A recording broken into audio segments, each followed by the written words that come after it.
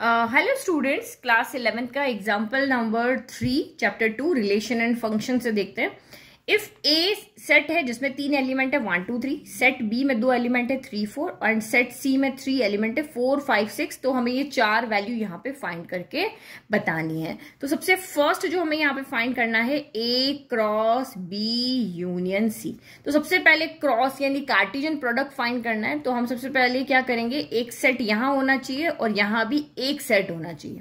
ठीक है, जैसे सेट ए में 1 2 3 है तो बी यूनियन सी भी इसी तरीके से एक सेट की फॉर्म में होना चाहिए। तो सबसे पहले हमें यहाँ पे क्या फाइंड करना पड़ेगा बी इंटरसेक्शन सी। क्या फाइंड करना पड़ेगा, बी इंटरसेक्शन सी। तो बी इंटरसेक्शन सी मतलब बी और सी में जो कॉमन है लिखो। देखो 3 यहाँ है बट यहाँ नहीं है, 4 यहाँ है, यहाँ भी है और यहाँ भी है, 5 6 इधर है बट इधर नहीं है। तो बी इंटरसेक्शन सी में आपका सिर्फ एक एलिमेंट आ जाएगा 4। नाउ अब हम इसको फाइंड कर सकते हैं क्योंकि हमारे पास दोनों की वैल्यू सेट की फॉर्म में, ए की वैल्यू है 1 2 3 और हमें क्रॉस करना है 4 के साथ में, क्योंकि बी इंटरसेक्शन सी में सिर्फ एक एलिमेंट आ रहा है 4। अब कैसे फाइंड करेंगे, तो सबसे पहले 1 को 4 के साथ, 2 को 4 के साथ, 3 को 4 के साथ लिखेंगे। तो ब्रैकेट 1 का 4 के साथ हो गया, 2 का 4 के साथ हो गया और 3 का आपका 4 के साथ हो गया। तो ये हमने यहाँ पे ए क्रॉस बी इंटरसेक्शन सी यहाँ पे क्या कर लिया, फाइंड कर लिया, 1 4 2 4 3 4। नाउ सेकंड हमें फाइंड करना है यहाँ पर A cross B intersection A cross C. तो सबसे पहले ए क्रॉस बी को फाइंड करें। तो ए क्रॉस बी तो हमने फाइंड किया ही नहीं है, तो ए क्रॉस बी जब हम यहाँ पे फाइंड करें सेट ए के एलिमेंट, सबसे पहले आप क्या करो, यहाँ पे एलिमेंट्स लिख लो। तो इससे क्या होता है, आपको कार्टेशियन प्रोडक्ट फाइंड करना इजी हो जाता है। कैसे, तो देखो यहाँ पे पहले 1 को इन दोनों के साथ, फिर 2 को इन दोनों के साथ, फिर 3 को इन दोनों के साथ लिखेंगे। तो ये कितना हो गया, 1 3 हो गया, फिर आपका 1 4 हो गया। ठीक है, फिर लिखो 2 3 हो गया, फिर आपका 2 4 हो गया, देन आपका 3 3 हो गया और आपका 3 4 हो गया। यही किया हमने, 1 को दोनों के साथ, 2 को दोनों के साथ, 3 को दोनों के साथ। तो इससे क्या होगा, कोई मिस भी नहीं होगा। फिर हमें करना है ए क्रॉस सी। तो ए की वैल्यू क्या है, तो 1 2 3 और सी में आपके पास 3 एलिमेंट है 4 5 6। तो ये हमने 4 लिख लिया, 5 लिख लिया और 6 लिख लिया। चलो क्रॉस कर देते हैं।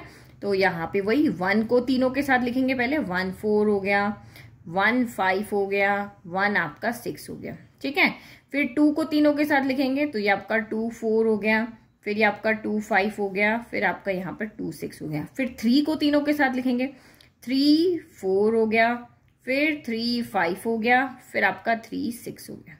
ठीक है, तो ये हमने तीनों यहाँ पर लिख दिया और सेट को अब यहाँ पे कर दिया क्लोज। बीच में आप यहाँ पे सब जगह क्या लगा देंगे, कॉमा, सेपरेट कर देंगे। अब हमें यहाँ पे क्या करना है, इंटरसेक्शन निकालना। ए क्रॉस बी हमारे पास एक सेट है, अच्छा उसके साथ हमने क्या करना है, इंटरसेक्शन करना है किसका। तो अब हमारे पास सेट बन गया ना, ये सब हम ब्रैकेट लगा सकते हैं। ठीक है, ए क्रॉस बी का इंटरसेक्शन करना है हमें ए क्रॉस सी के साथ में। तो देखो इंटरसेक्शन मतलब जो दोनों में कॉमन है, तो बस चेक करते रहो, या 1 3 यहाँ पर है तो यहाँ पर है 1 3, नहीं यहाँ पर आपका 1 3 नहीं है। 1 4 है तो 1 4 यहाँ भी है, तो हम इस सेट के अंदर 1 4 लिख देंगे। फिर चेक करो 2 3 यहाँ है, तो छोटा वाला सेट उठा लो, उसको कंपेयर करते रहो। तो 2 3, तो 2 पहला वाला यहाँ है ना, 2 3 कहीं पे भी नहीं है। 2 4, तो यहाँ पे हमारे पास में 2 4, तो 2 4 तो है, ये रहा, तो हमने यहाँ पे 2 4 भी लिख दिया। फिर क्या है आपका 3 3, तो 3 3 तो नहीं है। फिर 3 4 देखो, तो 3 4 ये रहा, तो ये इसका मतलब इसमें आपके 3 एलिमेंट्स आएंगे, 1 4 2 4 3 4। ये हमारा सेकंड का क्या हो गया, आंसर हो गया। नाउ थर्ड क्वेश्चन देखते हैं। तो थर्ड क्वेश्चन आपका यहाँ पर क्या है, तो ए क्रॉस बी यूनियन सी है। अभी ए क्रॉस बी इंटरसेक्शन सी लिया था, बी यूनियन सी। तो बी और सी का यूनियन कर दो, तो ये क्या हो जाएगा, 3 4 5 6। यूनियन में हम रिपीट एलिमेंट को एक ही बार लिखते हैं, 4 यहाँ भी है, यहाँ भी हम एक ही बार लिखेंगे। तो 3 4 5 6 यहाँ पे हो गया। ठीक है, तो मैंने बी यूनियन सी यहाँ पे लिख दिया। अब इनको क्रॉस करना है तो दोनों के एलिमेंट, ये ए सेट के एलिमेंट है, ये बी यूनियन सी के। करो 1 को चारों के साथ, 2 को चारों के साथ और 3 को चारों के साथ लिख दो। तो ये हो गया आपका 1 3, फिर हो गया 1 4, फिर हो गया 1 5 और फिर हो गया 1 6। देन आपका यहाँ पर हो गया 2 3, फिर 2 4, फिर आपका 2 5 और फिर आपका 2 6 हो गया। देन आपका 3 3, देन आपका 3 4, चलो लिखते रहो फटाफट। फिर 3 5 और आपका 3 6 हो गया। तो इससे हम तरीके से चलेंगे तो एक भी एलिमेंट आपका यहाँ पे मिस नहीं होगा। तो ये हमने यहाँ पे A cross B union C find कर लिया और हमें यही फाइंड करना था, A cross B union C। अब आपको A क्रॉस B का यूनियन करना है A क्रॉस C के साथ में। तो देखो A क्रॉस B हम निकाल चुके हैं ऊपर और A क्रॉस C भी निकाल चुके हैं, दोनों हम पहले से कैलकुलेट कर चुके हैं। अब इनका सिर्फ हमें क्या करना है, यूनियन करना है। तो ये देखो यहाँ पे है आपके सामने A क्रॉस B ये रहा, A क्रॉस C सारे एलिमेंट यहाँ पे है। तो यूनियन करते रहो। यूनियन करने का मतलब क्या होता है, सारे एलिमेंट्स लिखने हैं हमें। ओके तो इसमें बहुत इजी है। आप सबसे पहले यहाँ पे हमें चेक नहीं करना है, हमने लिखते जाना है। अगर रिपीट हो रहा है तो बस एक बार लिखना है। तो पहले 1 3 हम पहले ये वाला पूरा लिख लेते हैं, ठीक है। तो 1 3 1 4 2 3 2 4 3 3 3 4 ये पहले हम यहाँ पे लिख लेते हैं। तो ये आपका यहाँ पर हो गया, आगे से लिख लेते हैं ताकि आपको भी दिख जाए।